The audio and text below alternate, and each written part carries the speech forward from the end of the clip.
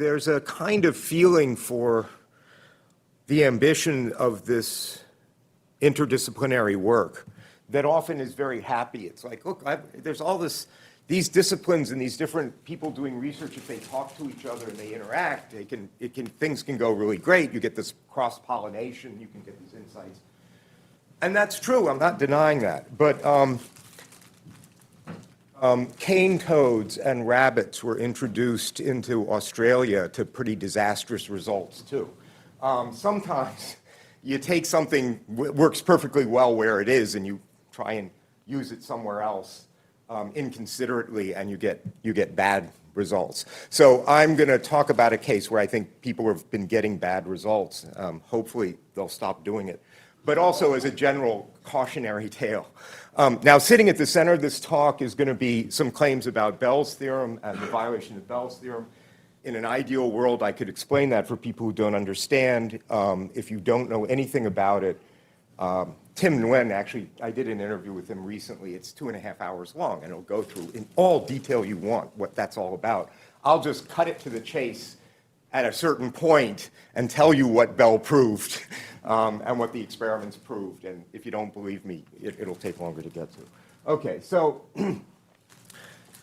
philosophers and scientists often try to represent causal structure in various idealized and simplified ways. And I want to talk about, I got to stay here. This is going to kill me. In various idealized ways, and there are gross simplifications and less gross simplifications. I just want to talk about two ways that philosophers have used to represent, and scientists have used to represent causal structure. This first one are examples of what are called neuron diagrams. There's a nice book by Ned Hall and Laurie Paul on causation that use a lot of these diagrams. And again, it's extremely idealized, very simplified, binary kind of system. The circles represent events, and the edges, the neurons, are either excitatory or inhibitory. The ones with the arrows excite. So the idea is, and time goes up on this. So you have events at the bottom, and then that can excite a later event, and the little circles are inhibitory, so that'll prevent that from happening. And then you can kind of read it upwards. And then given such a diagram, given the inputs at the bottom, you sort of figure out, given that's the structure, what's going to happen. Now, these two diagrams are for an example that Ned has used a long time, that has these two kids, Billy and Susie, who are just vandals, and they're throwing rocks at windows. And they're both aiming at the same window, and this is an example in what's called in the literature late prevention. We can imagine they throw at the same time, but Billy's a little faster. His rock is just ahead of Susie's. His rock hits the window, shatters it. Her rock sails right through the broken window. Even if he hadn't thrown, the problem is, you might say, well, how do I know that Billy, you say, Billy, you broke that window, right? But Billy can say, look, if I hadn't thrown, this window still would have broken, right? Because her rock would have broken it. So it's kind of causal overdetermination, late prevention case. So don't blame me, right, if you use a very simple counterfactual analysis. And so these two structures are obviously different. They give you different causal paths. The one on the left is if Billy throws early, and the one on the right is if Susie is slightly early, okay? And you'll notice up there, the only difference there, symmetric except at the very end where I've put that little inhibitory thing. That is, if Billy's goes through, then not only does he break the window, but he inhibits or prevents Susie's from breaking the window, right? Because it's already broken. And it's the other way around if she... Now, the red circles are supposed to be things you might be able to control. So the big question is, if you have this very idealized picture of the underlying causal structure, okay, how can I figure out what the underlying structure is? Because there's certain things I can do or I can observe, right? Some things I can control, some things I can observe. Some things are latent or hidden. This is what I'm trying to get at. I can observe the result. I can see whether the window broke or not. And I'm imagining you can have these two interventions. You can or you may not stay Billy's hand, right? Prevent him from throwing, or prevent her from throwing. And then if you excite those things, you'll see what happens, right? What's clear is that if you stay Billy's hand in this diagram, if you don't, he's going to break, the chain will be this causes Billy's throw, causes the window to break, and prevents hers from breaking it. If you stay his hand, then those neurons won't fire. Hers will go straight through, the window will break, she'll be responsible. And then you just reverse the roles of Billy and Susie if she's throwing a little faster. Okay, so I hope everybody sees how to read these things. Now you can ask, all right, let's suppose we have constraints on what we can see. We can see actually whether Billy or Susie or both throw their rocks. We can see whether the window breaks, but we can't see the fine details of the intervening process, okay? And then what you, that one back, sorry. Then what you notice is that from what we can observe, we can't figure out which of those two diagrams, if either is correct, because they give rise to the same surface appearance, right? What we'll find is that if we stay neither of their hands, the window breaks. If we stay one or the other of their hands, the window breaks. And if we stay both of their hands, the window doesn't break. But that's in common between those two graphs. So you have two different underlying causal structures that are giving rise to the same empirical observations. And therefore, you now have an epistemic problem, right? You say, I can't really be sure what the underlying causal structure is here. Good. Now, let's suppose we can do something else. Now, I want to suggest this isn't in the literature. I just want to suggest something else, which isn't usually talked about. Suppose there's a different action. Suppose I can't stay Bobby's or Susie's hand, but I can delay it, right? Just slow them down a little bit. What effect can that have? Well, suppose if I don't delay it, they throw. Billy's a little faster. His rock will hit, so we're on this side. But if I delay his hand enough, so now Susie's rock is a little faster, what I will have done is change you from this causal structure to that causal structure. So that's a kind of meta-causation, if you will. Right? It's an effect on the very causal structure. But because I'm switching between two causal structures that are on the surface identical, I also can't tell that. I can't tell whether my staying Billy's hand had any effect at all. Right? Because in fact, on the causal structure, because in fact, if he had thrown first, it did, but if he'd thrown second, it didn't matter that I delayed him, right? It's going to be the same either way. So I can't figure out the counterfactual dependence. I can't see the counterfactual dependencies there. Good. And so this is the last. So in this case, whether or not the delay has any effect at all cannot be gleaned from the observable data. If you give me the actual underlying structure, of course, if I know all the details, I can tell you whether the delay made a difference or not. But I can't tell it observationally. So what's the moral? The reason that the delay will have no observable consequences is because the two different causal structures themselves have all the same observable consequences. Then, hence the effect of the delay. Indeed, whether it had any effect at all cannot be determined by observation. And it's also obvious that someone who can only see whether or not the window breaks cannot possibly tell whether a delay was put in on either Bobby or Susie, right? So again, you have this other thing, which is because whether or not I put in this delay has no observable consequences downstream, I can't use it for signaling. Right? If I'm trying to send somebody a signal and that person, all they can see is the window, right? And all I can do is either delay Bobby or not delay Bobby. I can't use my ability to do that. I may be doing something. I may be actually switching the causal structure, but I can't signal with it, okay? This is a very simple case where that happens. So that's, we would say in this setup, I would call this a no signaling result, right? Given the causal structure, this intervention can't be used to send signals. It may actually have a causal influence. Right? It may change the causal situation. Now, the other thing, I mean, these neuron diagrams are very, very simple. You use them for evaluating counterfactuals, and you use them for probing certain counterfactual analyses of causation. A more serious thing that scientists use are, of course, causal graphs. They're much more subtle because they're not just binary. The neuron diagrams, either the neuron fires or it doesn't. It's just a very simple kind of thing. But now we again have these nodes. We're going to put down a directed graph. We're going to have nodes. The nodes are connected to other nodes. And one node firing can have either an excitatory or inhibitory effect on whether the probability of another node firing. And in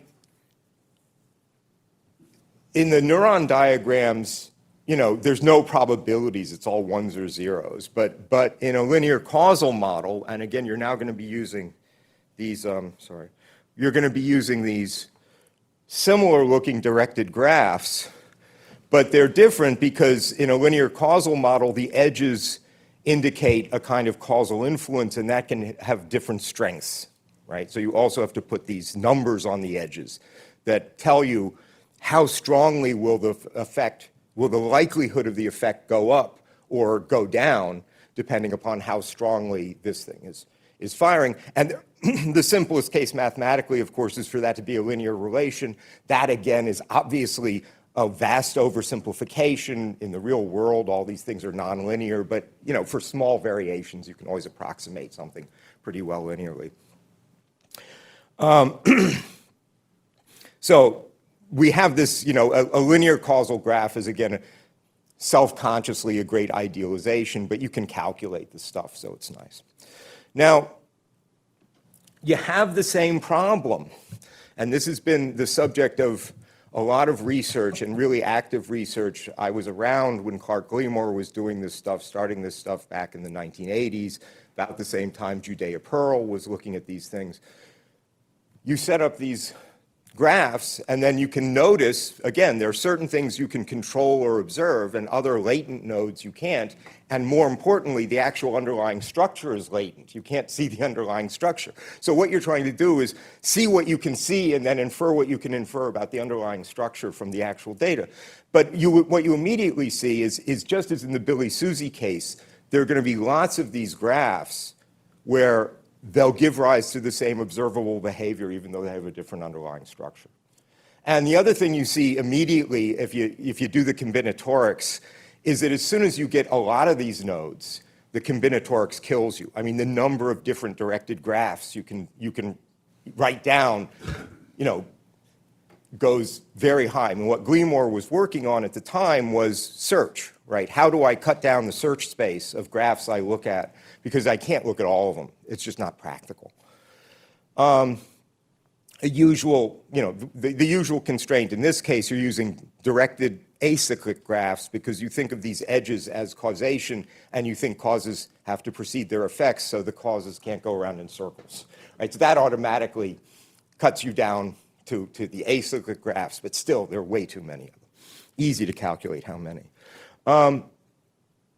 So here you have to assign these weights. Now, another funny thing happens here, which is because you're assigning these weights, what you expect to happen is going to depend on the exact weights you put down. And so, another thing is from a certain node, you can have multiple of these edges that represent different causal influences, right? Or you can have an edge that goes from here to this one and another edge that goes from this to that. And some of them can be excitatory and some of them can be inhibitory, right? When we give people vaccines, there's one edge that's inhibitory from you getting the illness, but unfortunately another edge, if it's, say, a killed live vaccine, some number of people actually get the illness, right? So there's some chance you'll be worse off if you take it. There's some chance you'll be better off if you take it.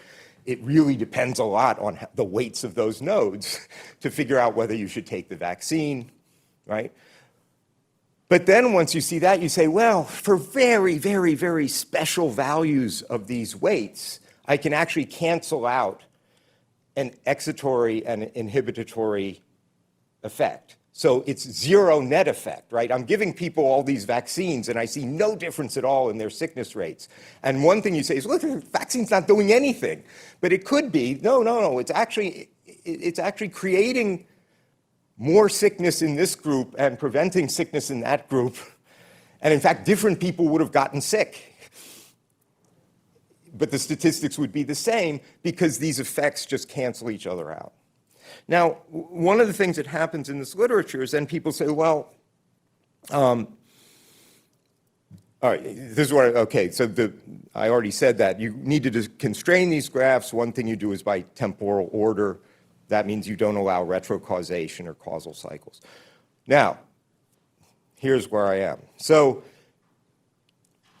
there's the vaccine example. I've already said this stuff. You can set weights so that the net effect will be statistically zero, even though it's actually having causal effects.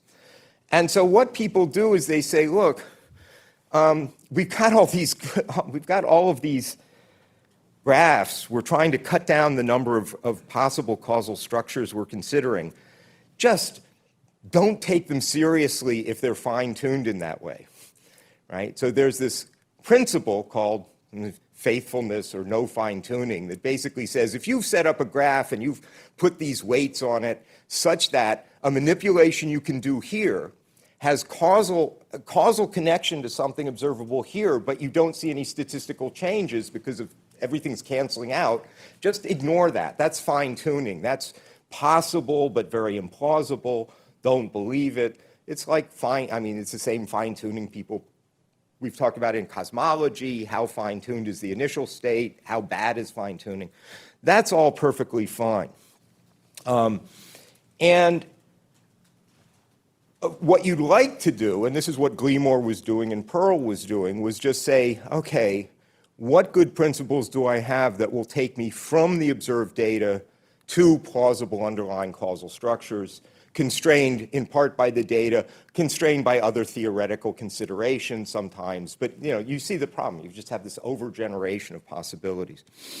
And again, the more latent nodes, and in a lot of cases, most of these nodes are latent. I mean, this was about, like with the monkeys, what data can we get, right? I've got all of this incredible causal structure, but I can only get my hands on the poop. Okay, well, what can I do with that, right? So anyway, so that was a piece of methodological advice that comes in a reasonable way out of the linear causal graph program that says, if you've got a theory that's fine-tuned, bad.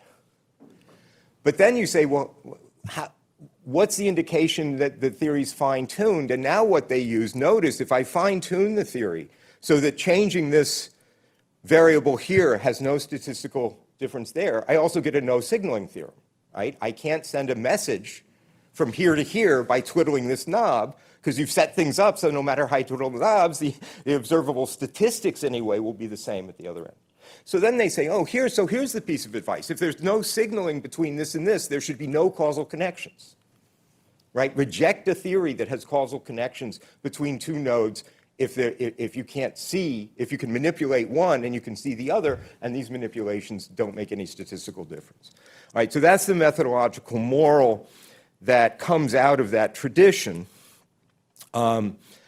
You say, yeah, of course, logically it's possible that you've got a causal connection there. Logically it's possible. But if you can't signal, your best advice is to throw that graph away, right? Throw that theory away. Say it's bad, right? Fine-tune, bad, go away. This was underlying, for people who know this stuff, this kind of consideration was underlying Glymour's work on the tetrad equations, which is also Pearl learned a lot from them. Okay, there's this history there I don't want to go into. Now, the problem that happened is that this piece of methodological advice has been wildly oversimplified to this idea that, gee, if you can't signal between here and here, then you should never accept a theory that has a causal connection between here and here, right? You're violating this principle. And so I've put it down at the bottom here. If there's a causal influence of the input on the output, then you should be able to signal, right? You should be able to cause an observable change in the statistics of the output by varying the input. The problem is, so that basically says if you've got no signaling, then that implies no causal connection. And if somebody has a theory that has a causal connection, throw it away, right? You haven't empirically refuted it, but it's methodologically bad. Now, what we've already seen is that when we just looked, go back to the neuron diagrams. You can't really fine-tune a neuron diagram because it doesn't have these weights in it to fine-tune. It's all just this, binary response stuff. And what we saw in the case of Billy and Susie is you can have some of these diagrams where there are causal connections, but you can't use them to signal because of the way the inhibitory nodes have been put in, right? And since there are no edge weights at all, the word fine-tuning can't be the right word here. I mean, the picture of fine-tuning really is you've got a radio with, all these knobs, and you're very carefully setting a whole bunch of knobs to get a particular result. You're not doing that here. You can't do it in a neuron diagram. You don't have those knobs. And so in such a case where you've got two different causal structures, nothing fine-tuned, they have the same empirical consequences, there just may be nothing to favor one over the other. And you should just admit that. You might say, look, one or the other disease is right. We're just epistemically blind to it, right? We can't get at which one is right because we have no direct access to the underlying structure. So to get us now, I'm going to get us to the result here, I hope.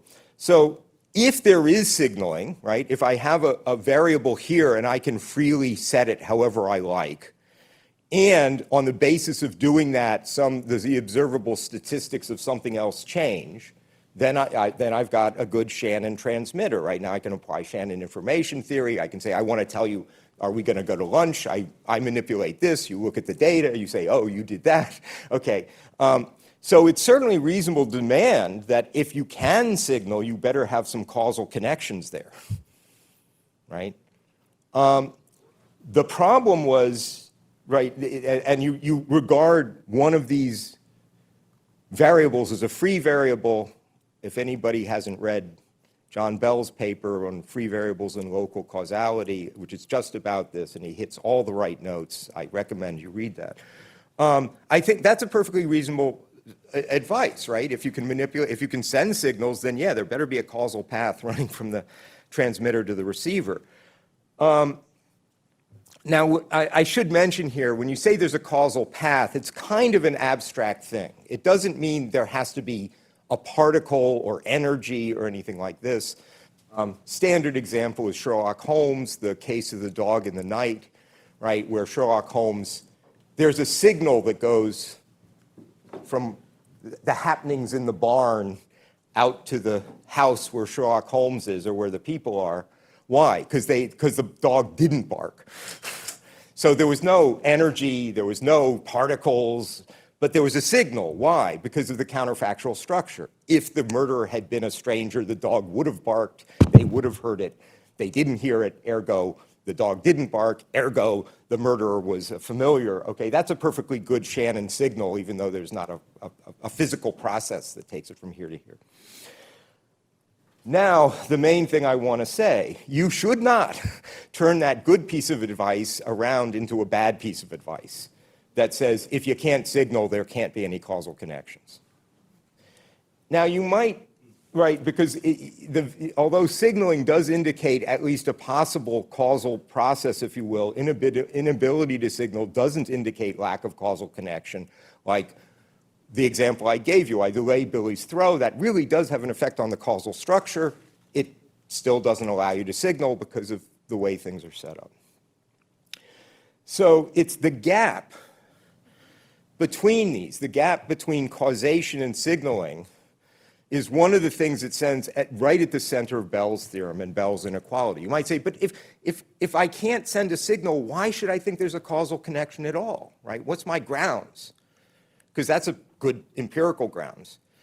And what Bell proved, and this is where I would give you the proof if I had time, that there are certain kinds of statistics that cannot be recovered from any locally causal theory. That is, where if you separate two labs far enough apart, nothing that's done in this lab can have any effect on that. Nothing that's done in, or happens in that lab can have any effect on this. So that's a locally causal theory.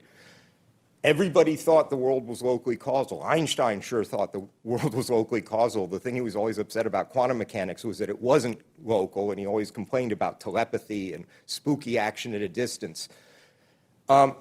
What Bell figured out is that in any locally causal theory, there are certain restrictions on the sorts of statistical correlations between what happens in these labs.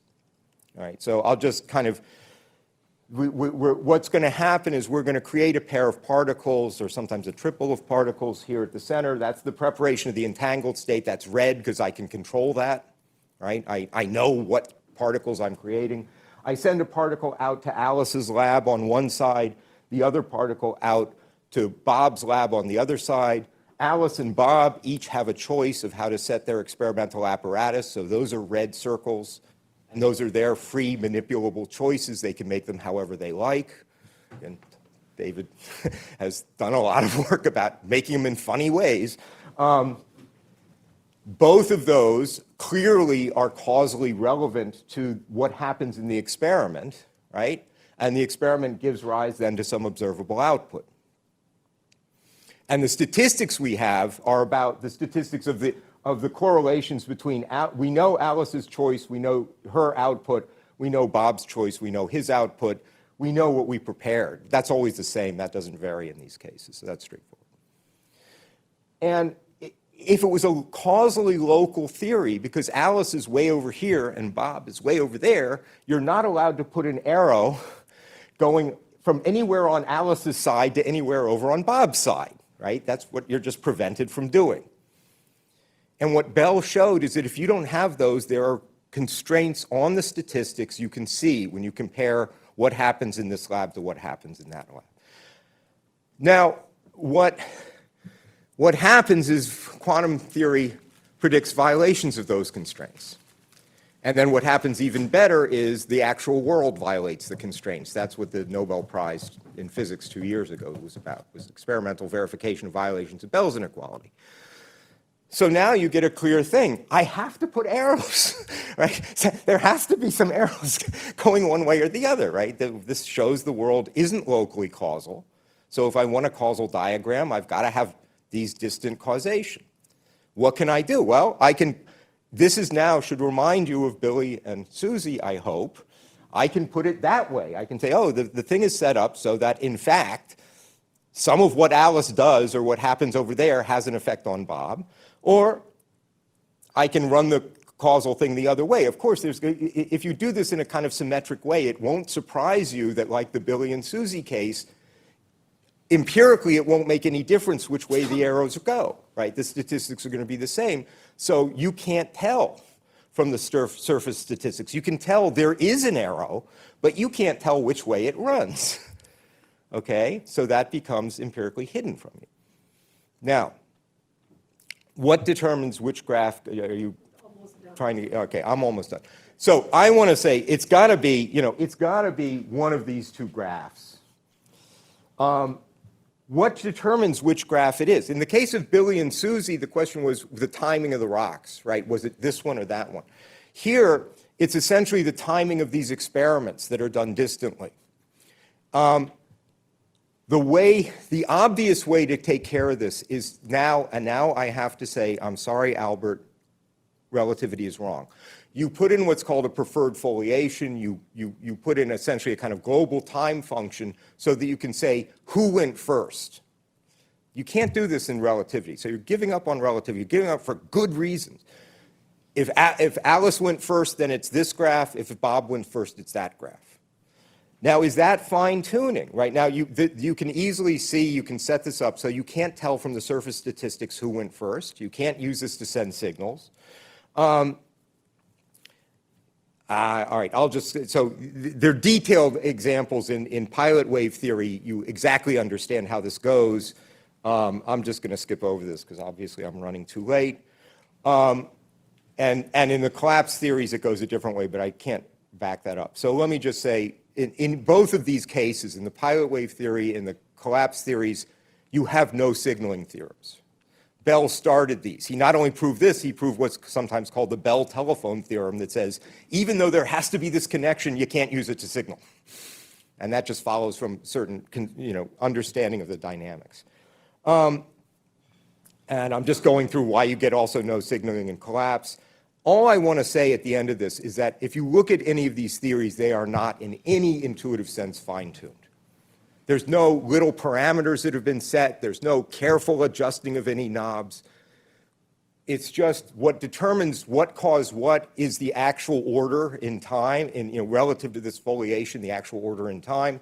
That's a fact. It's a physical fact. We may not be able to get our hands on it. Okay.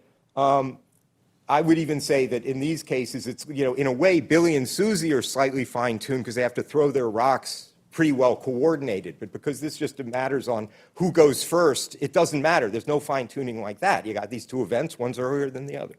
So that's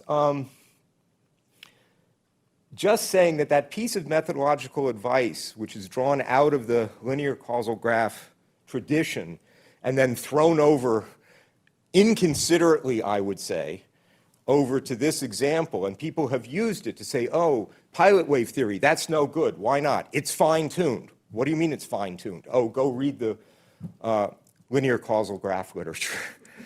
That's all that's happening here, and it's bad. It's really harming reasonable discussion of these cases. So I thought since I was with people who do this stuff, I would make a plea to stop doing that. Okay, I think that's the end, right? Yeah, so in sum, good.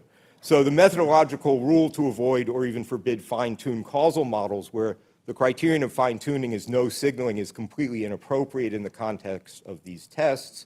If the inequality is violated, that alone, Bell's inequality, that alone implies some non-local causation. No theory that's Bell local can make these predictions. It doesn't mean you can tell empirically which direction the causation goes, but the inability to do that does not imply fine-tuning in any substantial sense of the term. So that's that.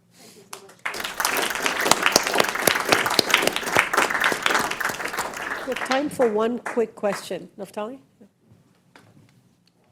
Yeah, thanks for your talk. Yeah, so I totally agree with what you've said about fine-tuning, and I just want to get clear on, so I mean, someone might see this talk and think the lesson is that you shouldn't use causal models to think about these scenarios. Well, at least what I would suggest is just you should actually know what you're talking about because, as you pointed out, yeah, faithfulness does not equal fine-tuning. So, right. Great. Let's thank all the speakers from this morning and head out to lunch upstairs.